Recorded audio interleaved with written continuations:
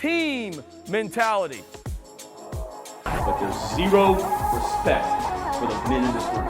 Zero. Here come the Gamecocks. Sandstorm. What up, Gamecock Nation? It's your boy, Gamecock OV, Mr. Gamecock himself, on the Garnet and Black Report. I know I've never come to you right after a Gamecocks game. Normally, I'm out. But I had the opportunity today to really delve into the game, really watch the game, kind of dissect it.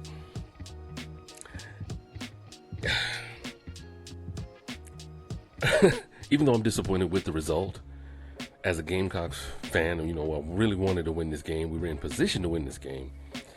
The fact of the matter is this: the Gamecocks showed you there's no quit in them. The momentum of the game pretty much shifted from them at the end of the first half, and they're able to score 12 straight points in a minute and a half? In a minute and a half, they scored 12 points. Okay, against Alabama of all teams. Now,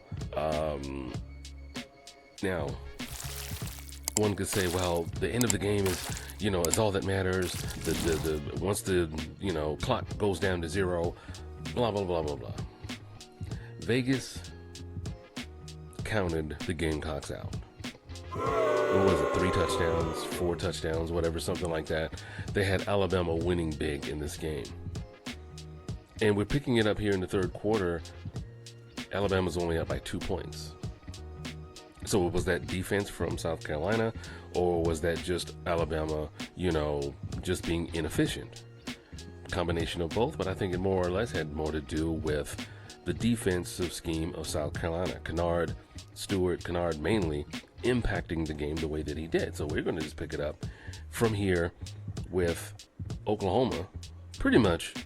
Not Oklahoma, Alabama, just trying to keep the momentum from building, because as you can see here, the Gamecocks, they're going, they're moving the ball down the field, shuffle pass. When was the last time you seen the Gamecocks do a shuffle pass? You said it yourself. When? You've never seen the Gamecocks do a shuffle pass, and here we go. Rocket Sanders punches it in for a touchdown. It's very hard to move someone that's 6'1", 230. Once he gets moving, he is a load to handle, pretty much. And you can kind of sense some of the air being let out of the stadium. It's like, wow, we didn't count for this. 1914. And here they are, plays like this right here, just kind of allowing them, having them behind the line of scrimmage, keeping Jalen Milroe in front of them, but he's still getting the ball out to his playmakers. As I said in my last video, if he gets the ball out to his playmakers, then, they have a chance to make a play and things of that nature. And here we see this run right here. He bounces it out to the outside, gets the first down. Like I said last video, Alabama is going to be Alabama. You just have to kind of not get swayed. And they didn't get swayed here. They stopped Alabama with an interception in the end zone, because that guy was going to catch it. He was going to catch the ball, and it was going to be a touchdown. And yeah, we have ads. Hey, you can't stop them. That's what we're all here for.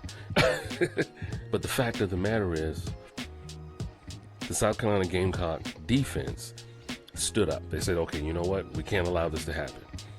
And this is just talent. This is just, game football right here. He just said, you know what? We're not going to let this happen. Whoop. But, as the game went on, okay, there was, a penalty here. The penalties were kind of, starting to mount for Alabama. They were starting to mount. And then this happens. Fumble. RPO. That's the only thing about RPO. You basically have to make sure that you have control of that football if you're going to pull it, or if you're going to give it to the running back. It has to be one or the other. You have to make sure that it's secure either way, and it just wasn't. And you kind of felt at this point, okay, now we're giving the ball back. Now we're giving the game away. And here on this play right here, Jalen Milroe, he just found, Ryan Williams for the completion. And then, at this point, it was just kind of like he'll just take it himself. And this is what he does. So at this point, it's like, wow. What more do we have to do? Now, the game is not over by any means. It's not like Alabama was running away with the game at this point. They're going to try a 2-point conversion right here, and it gets defensed very well. Defensed. Same thing. It got defended very, very well. So it was like, okay, good job. 19-20 at this point. Rocket Sanders takes off like a rocket. Bruh. A big, beautiful 230-pound rocket. And the Gamecocks pretty much put the game on his back and said, hey, get us into position. Just get us into position. And,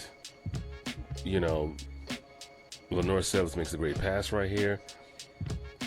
And you would not think that South Carolina could do this against Alabama, just kind of move the ball as efficiently as they did. Were there miscues? Yes. Were there some plays that we'd like back? Of course. I think this right here, that was a momentum buster right there. Because had he hit that field goal, that would have put, it would have put a little bit more pressure on Alabama to kind of do something, to kind of, push the ball a little bit more. But the only thing they had to do was just take their time. You know what I'm saying? They could have went down and just took as much time off the clock as possible and, kicked the field goal, won the game.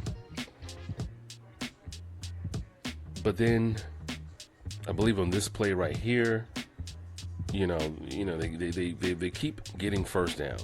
They keep getting first downs. And, of course, against a team like Alabama, you have to get them off the field. And here we go. Wide open, blown coverage. So leading up to the end of the game, there were several miscues that mounted against the Gamecocks. Even though it was Alabama they were playing, they still had an opportunity to win the game. The fumble by Lenore Sellers, the blown coverage here, the missed field goal. It's like, oh my gosh, we were so close on many avenues. Lenore's did what he could here to try to keep the game alive. Try to keep the things alive and things of that nature. This completion right here to this young man Jacobs. Hey, he's a redshirt freshman. I don't even know this dude. Like, he was not one of the main guys that we were talking about or anything such as that. On this play here, the face mask penalty saved us. Let's be honest. It saved us because Lenore's fumbled the ball. And it was recovered by Alabama again. So that would have been another miscue. The game would have been over at this point. But it was this play right here. He took a shot down the field. Nicholas Harbor, touchdown. They had to review it several times. I'm sure every Gamecock fan was like, yes, touchdown, baby. We have a chance. We have an opportunity here. We have an opportunity here.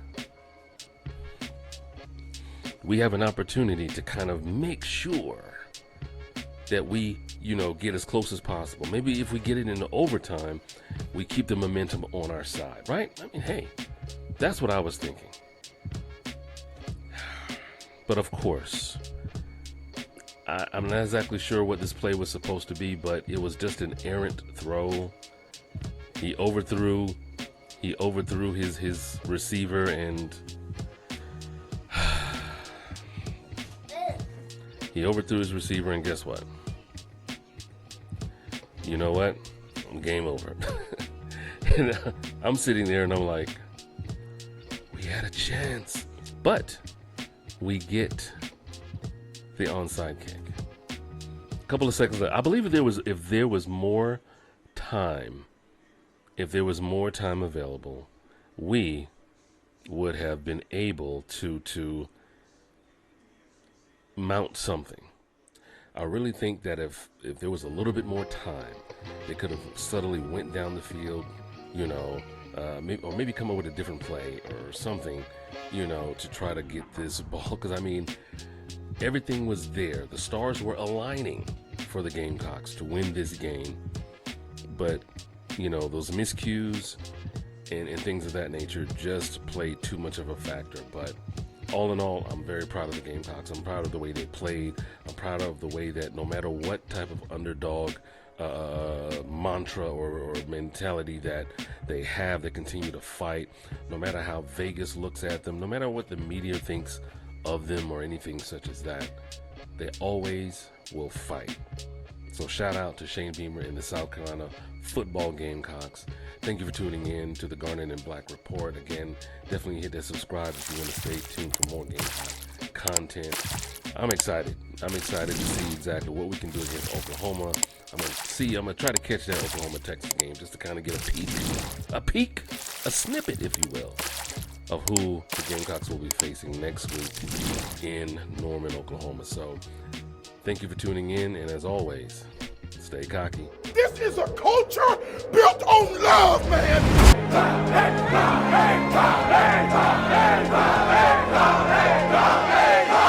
At night, when this place is rocking like this is the best environment in all of college football.